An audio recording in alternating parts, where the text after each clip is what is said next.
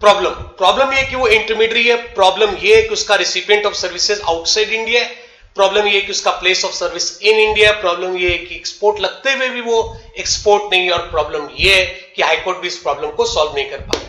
तो और क्या प्रॉब्लम है, let's listen. Hello everyone, I am CA Manish Randaria. Today I'll be discussing the problems associated with intermediary, and I'm sure after listening this you have to think on it.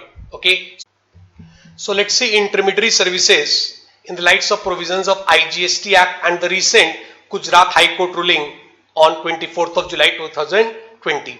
So first of all, we'll see the definition of intermediary. I'll not go into much detail of this.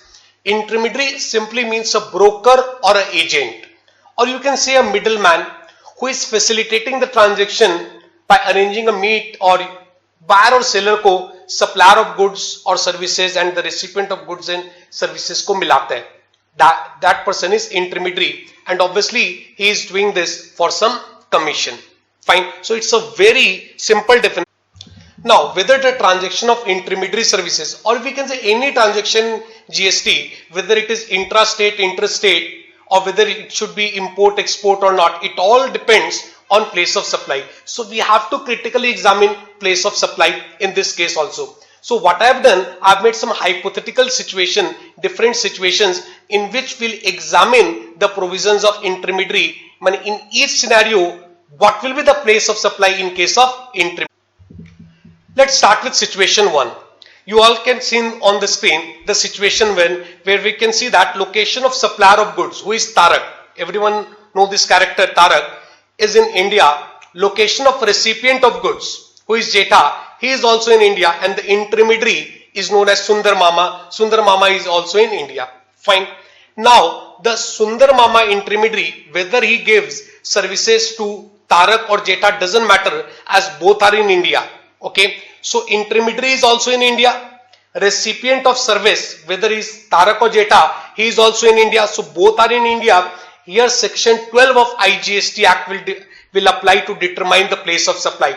And this particular section is very logical, and it simply says if the recipient is registered person, the location of the recipient will be the place of supply. So यहाँ पे what will happen if Tarak is the registered person? तो Tarak का place of registration will be treated as place of supply, and Tarak can easily get the ITC. Okay, and same case will apply with Jetha. In fact, if Jetha or Tarak are not registered person, then also it won't affect much, because Sundar intermediary have to charge GST. Whether it is I or CS, doesn't matter if there is no one to claim the ITC. Problem arises when there is someone to claim the ITC. If there is no one to claim the ITC, in any case Sundar have to pay the tax amount, whether he pays in the form of IGST or C or S, doesn't matter. So this particular situation is very clear where section 12 will apply. There is no grievance from the taxpayer side also. Now let me come to situation 2. In situation 2, what you can see is Tarak went to USA. Tarak US चला गया, Jetha Italy चला गया, और सुंदर मामा अभी भी India में. तो मतलब intermediary is in India, and both the supplier of the goods and the receiver of goods, इन दोनों को मिला रहा है ना भी intermediary, they both are outside India. Okay, now here also whether intermediary service तो भाई कोई भी ले सकता है. It can be taken by Tarak sitting in USA, or it can also be availed by Jetha sitting in Italy. So whoever take intermediary services, doesn't matter. This particular case has been nil rated by special notification of IGST rate, notification number 20. It was issued and GST rate has specified been nil. So this particular transaction पे कोई भी tax नहीं लगेगा. Okay, mind it. This is not export. This is nil rated. Still there is a difference. अगर ये export होता, अगर इसको export treat करते, तो फिर जितना भी खर्चा लग रहा है सुंदर मामा का, intermediary का, वो सब उसको रिफंड मिल जाए, उसका ITC उसको रिफंड मिल जाता. But this has not been treated as export. Government ने कहा, जीएसटी काउंसिल ने कहा it will be nil rated. मतलब ये क्या हो गया, एक तरह से एग्जेम्प्ट हो गया. तो ऑब्वियसली इसके रिस्पेक्ट में अगर कोई आईटीसी है वो अपने को reverse. Now let's we come to situation 3. In situation 3, what we can say is Tarak is still in US. Now Jetha has come to India, but अब Sundar has gone to Italy. मतलब intermediary India के बाहर है, fine.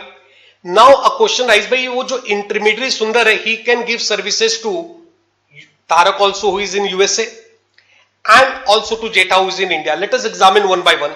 अगर वो तारक को USA में ये सर्विस प्रोवाइड करता है, भाई इंटरमीडियरी बार में, सर्विस प्रोवाइडर बार में, सर्विस रेसिपिएंट बार में, obviously India don't have any right to tax on this, ठीक है ना, इसके ऊपर टैक्स लग ही नहीं सकता। So this is outside GST. Again, अब मान लो सुंदर सर्विस प्रोवाइड कर रहा है जेठा को इंडिया में, ओके।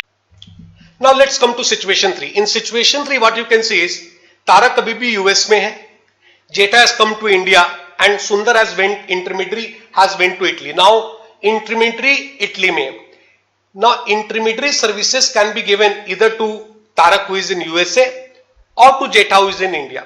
अगर इंटरमीडियरी यूएस में जो तारक उसको सर्विस प्रोवाइड करता है, the case is very simple, service provider outside India, recipient of service outside India, obviously this particular transaction can't be taxed in India.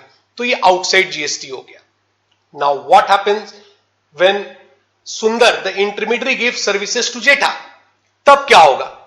Now listen भाई, अगर सुंदर ये सर्विसेज जेठा को दे रहा है, तो considering service providers point of view that can't be taxed in India, क्योंकि वो तो भाई बाहर से सर्विस दे रहा है, तो अगर टैक्सेबल होगा तो उस पर्टिकुलर कंट्री में टैक्सेबल होगा, तो उस पॉइंट ऑफ व्यू से एज अ सप्लायर टैक्सेबल नहीं हो सकता। Now as a recipient, as Jeta is receiving the services, it can be treated as import, तभी taxable हो सकता है। तो we should examine import होगा कि नहीं। One of the condition of the import is place of service should be in India, but in this case if we see, क्योंकि service provider intermediary outside India में, service recipient in India में, तो here section 13 will apply and as per section 13 what we'll see कि location of the place of supply क्या होगा? Location of the intermediary, and location of intermediary is in Italy, तो obviously place of supply भी Italy में होगा। तो from Jetha's point of view it can't be treated as import, तो import नहीं होगा, तो obvious बात है इंडिया में उस पर टैक्स जीएसटी नहीं लग सकता, और obviously इंटरमीडियरी के पॉइंट ऑफ व्यू से तो लग ही नहीं सकता क्योंकि वो तो बाहर में है, तो उसका टैक्सेबिलिटी होगा तो बाहर में होगा। So I can say this particular transaction, this particular situation in totality is outside the scope of GST, ये जीएसटी में कहीं। Let's come to the last situation, that is situation 4। Tarak is in USA, Jetha is in India, now intermediary is also in India. Now here there are two possibilities that intermediary services is received by Tarak and intermediary services received by Jetha. तो first of all let us see if intermediary services is received by Jetha in India. अगर वो India में service ले रहा है तो what will happen, intermediary भी India में और जो सर्विस रिसीव कर रहा है वो भी इंडिया में, तो यहां पे कौन सा सेक्शन अप्लाई होगा? Section 12, and that we covered in situation 1। तो यहां पे कुछ भी नहीं है भाई, जो location of recipient of service होगा, जो उसका रजिस्ट्रेशन प्लेस है वही प्लेस ऑफ सप्लाई हो जाएगा। इसको लेके कोई कंफ्यूजन नहीं है, कोई ग्रीवांस भी नहीं है टैक्स पेयर के साइड से।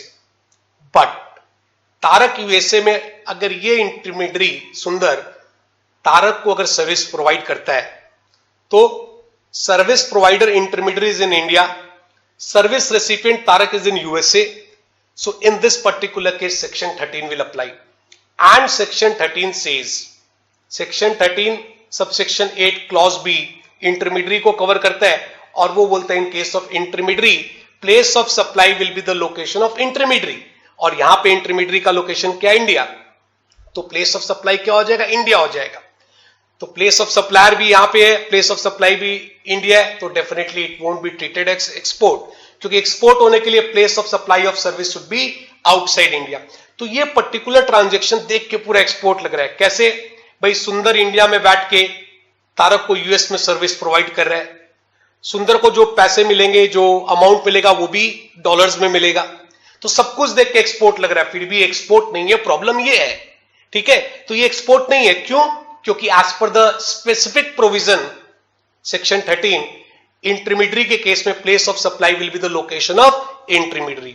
तो ये एक ग्रीवांस है टैक्स पेयर के दिमाग में कि भाई ऐसा क्यों, एक्सपोर्ट लग के भी एक्सपोर्ट नहीं हो रहा है। और इसीलिए बहुत रिसेंटली एक हाई कोर्ट में रूलिंग भी आया भाई, एक पिटीशन फाइल हुआ था कि दिस पर्टिकुलर ट्रांजेक्शन को जो आप टैक्स लगा रहे हो या प्लेस ऑफ सप्लाई बोले this is ultra vires, but high court ने जजमेंट दिया no, this provision has been kept intentionally to keep this transaction outside the purview of export.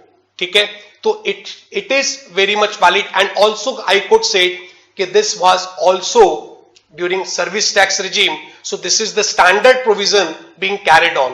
Okay, so nothing new has come, so it will prevail. तो high court में petition में जो भी बात हुई उसके हिसाब से ये ट्रांजेक्शन अभी भी वैलिड रहेगा, ये प्रोविजन अभी भी वैलिड रहेगा. तो इट मींस अगर इंटरमीडियरी इंडिया में बैठ के बाहर में किसी को सर्विसेज दे रहा है, नटसेल में that won't be treated as.